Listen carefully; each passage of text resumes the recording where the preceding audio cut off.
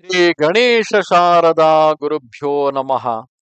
ಸಿಂಧೂರಾರುಣ ವಿಗ್ರಹಾಂ ತ್ರಿನಯನಾಂ ಮಾಣಿಕ್ಯಮೌಲಿಸ್ಫುರತ್ ತಾರಾನಾಯಕ ಶೇಖರಾಂ ಸ್ಮಿತಮುಖೀಂ ಆಪೀನಮಕ್ಷೋರುಹಾಂ ಪಾಣಿಭ್ಯಾಮಲಿಪೂರ್ಣರತ್ನಚಷಕಂ ರಕ್ತೋತ್ಪಲಂ ಬಿಭ್ರತೀಂ ಸೌಮ್ಯಾಂ ರತ್ನಘಟಸ್ಥರಕ್ತಚರಣಾಂ ಧ್ಯಾಯೇತ್ಪರಾಂ ಅಂಬಿಕಾಂ.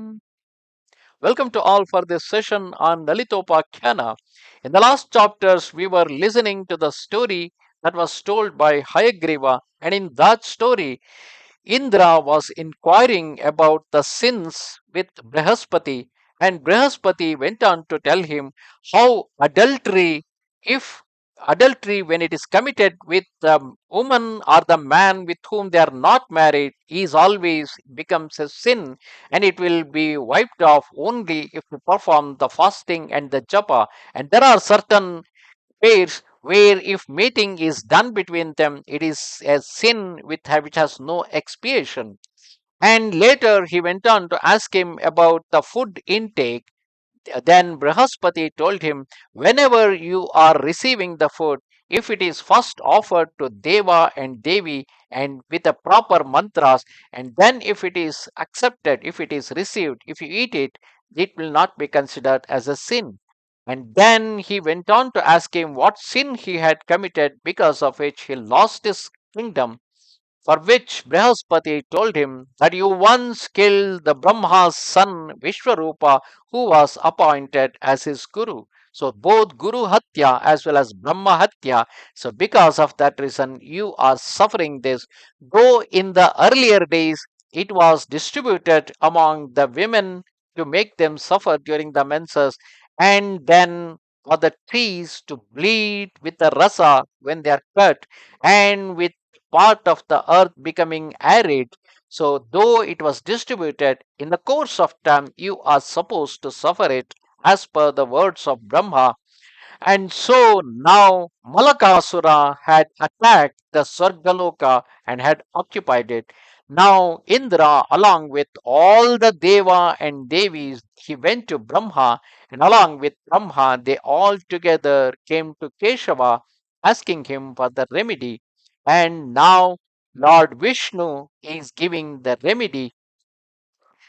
Lord Vishnu said, put medicinal herbs into the ocean of milk, Kshira Samudra. Go to the Danavas and enlist their support.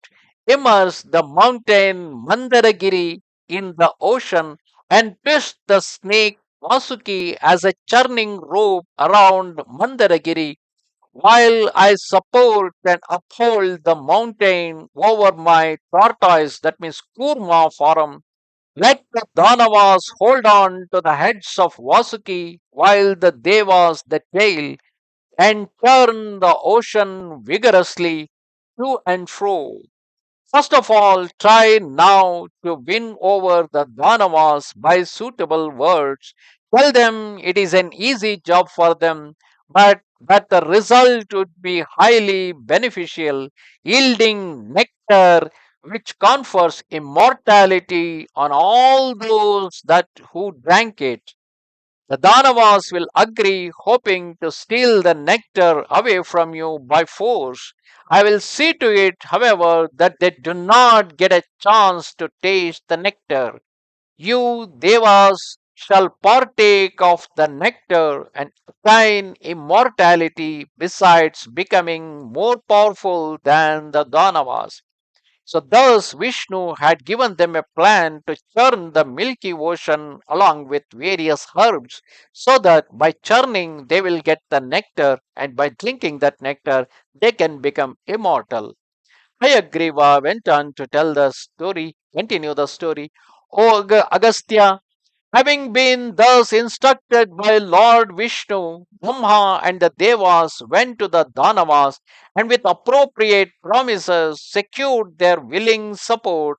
They collected all the available medicinal herbs and immersed them in the ocean of milk, pulled up Mandaragiri and lowered it into the ocean of milk until it rested on a mighty Koorma form of Lord Vishnu. protector of the good and the upholder of dharma. They then twisted Vasuki in coils around the mountain like a rope for churning. The Danavas held the head end while the Devas held the tail end of Vasuki. They then churned and churned with all their might, while Lord Vishnu sat on the top of the mountain, pressing it against his own Koorma form below. Thus, the mountain Mandara Giri was held between two forms of Vishnu. On the top, the Vishnu form pressing it downwards, while at the bottom, the same Vishnu in the form of Kurma holding it, so that the mountain will be in the place while the Devas and the Asuras are churning the Milky Ocean. As the churning proceeded with increasing vigor, the Danavas had the worst of it, for the poisonous vapors up from the many heads of Vasuki burned their bodies and made them weak. This was the plan made by Vishnu himself. However, Asuras fell into that plan. They told that out of pride, they told that they cannot hold the tail end of Vasuki and they would prefer to hold the head end of Vasuki. However, because of the Vasuki's poisonous breath, the Asuras have lost all their capabilities. However, they kept up their bravado to save their face and continued turning through with failing energy. The Devas, on the other hand, were blessed with cool breezes from the kindly glances of Lord Vishnu.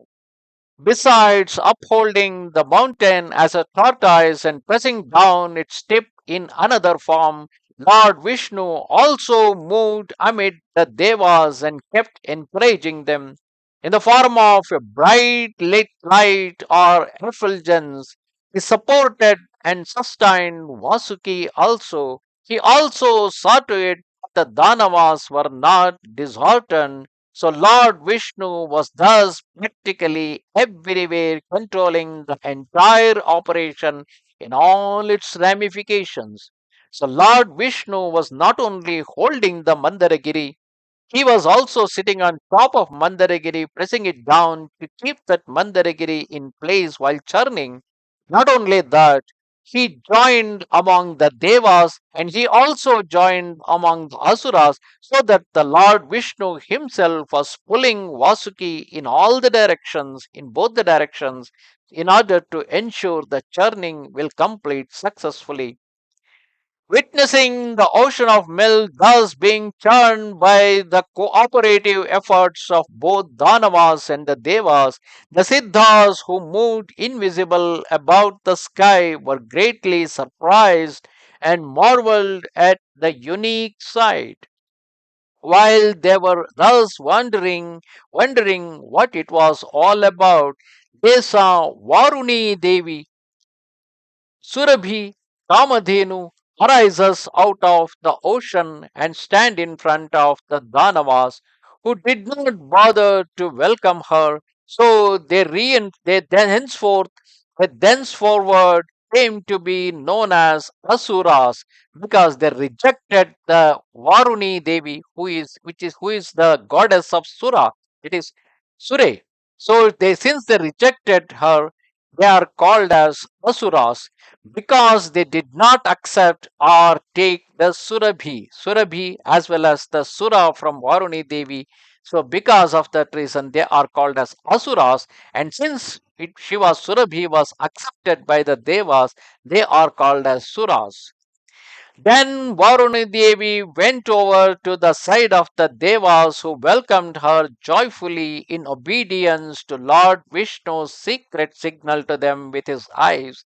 But out of the ocean next arose Uchaishava, the celestial white horse, followed by beautiful celestial Apsara dancers, then diffusing sweet and enchanting fragrance all over, rose up the celestial Parijata tree with flowers, All these were given to Indra, the lord of the Devatas, to keep in his Svarga loka.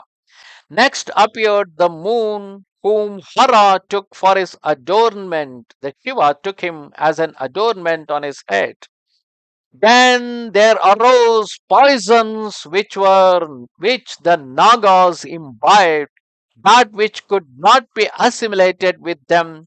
Kalakuta, the opposite of nectar, Lord Shiva swallowed and kept imprisoned in his throat, which soon turned blue, giving him the name Nilakanta.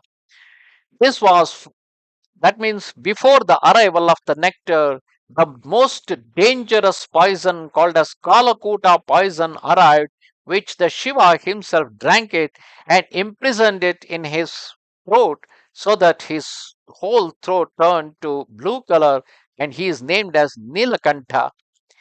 This was followed by the emergence of a celestial jewel known as Kaustubha, which Lord Vishnu wore on his chest.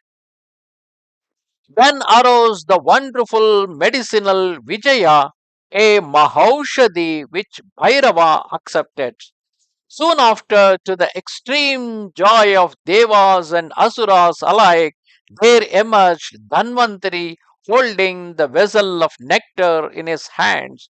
Almost last of all emerged Sri Devi Lakshmi in all her glory and splendor, with a smile on her face, with lotus blossoms in her auspicious hands, and sitting on a red lotus, bringing joy to the hearts of Maharshis who recited Devi Sukta. The Gandharvas sang her praises. The Gangas and the other sacred rivers approached her, while the eight directional elephants supporting the world bathed her with sacred water from golden vessels held in their trunks. While Lord Vishnu was joyfully looking on at this avatar of his spouse, Sri Devi Tulasi was born, ever devoted to Lord Vishnu's feet to the satisfaction of all munis. Sagara, the lord of the oceans, offered Sri Lakshmi a garland of lotuses. Vishwakarma offered her jewels studded with divine gems, thus decorated with celestial garlands and bedecked with celestial jewels. Sri Lakshmi moved towards Kan- Kanchana, Kanchanashila, that means to the Lord Vishnu, who wore her in his chest to the joy of all. Sri Lakshmi, thus having occupied Lord Vishnu's bosom, blessed one and all around her and showered her grace on all that beheld her smiling face. Thus, in this part of the story, Vishnu, when approached by the Devas, he gave them a plan to churn the Milky Ocean by putting all medicinal herbs into it, because while churning the Milky Ocean, the nectar would arrive, and by drinking that nectar, you will become more powerful and immortal. And Vishnu himself will make sure that this nectar will not be drunk by anybody other than the Devas. And then, in order to churn the Milky Ocean, he told the Devas to take the help from the Asuras, and Vishnu will ensure that the nectar will not be received by the Asuras and will make sure that the Asuras will also become weak. So, as according to his plan, Devas took the help of Devas partnered with the Asuras. They took the Mandara mountain and descended that into the Milky Ocean and then start churning it with Vasuki as the churning rope. And out of pride, the Asuras held the head side of the Vasuki, while the Devas hold the tail side of Vasuki. However, because of the poisonous breath of Vasuki, Asuras started losing their power and capabilities. In the meantime, in order to hold the Mandaragiri, Vishnu was situating below the Mandaragiri mountain, holding it on his back as in the form of a Koorma. And at the same time, he was also sitting on the tip of the Mandara Giri, pressing it down so as to put the Mandara Giri in its place while churning. And he also partnered with both Devas and Asuras, helping them to churn the Milky Ocean. And from the Milky Ocean first arrived Varuni, Surabhi, which was received by the Devas, for which they are called as Suras. And since it was rejected by the Danavas, they are called as Asuras. They rejected the Surabhi. And then came several things out of that Milky Ocean, which was all accepted by Indra. And then at the end of it came Dhanvanthari with the pot of nectar, as well Lakshmi. And Lakshmi was received by Vishnu as his spouse, while Dhanvanthari was holding the nectar to be distributed between Devas and the Danavas. Namaste Sharada Devi, Kashmira Puravasini, Swamaham Prarthaye Nityam, Vidya Danancha Dehibe. Goodbye.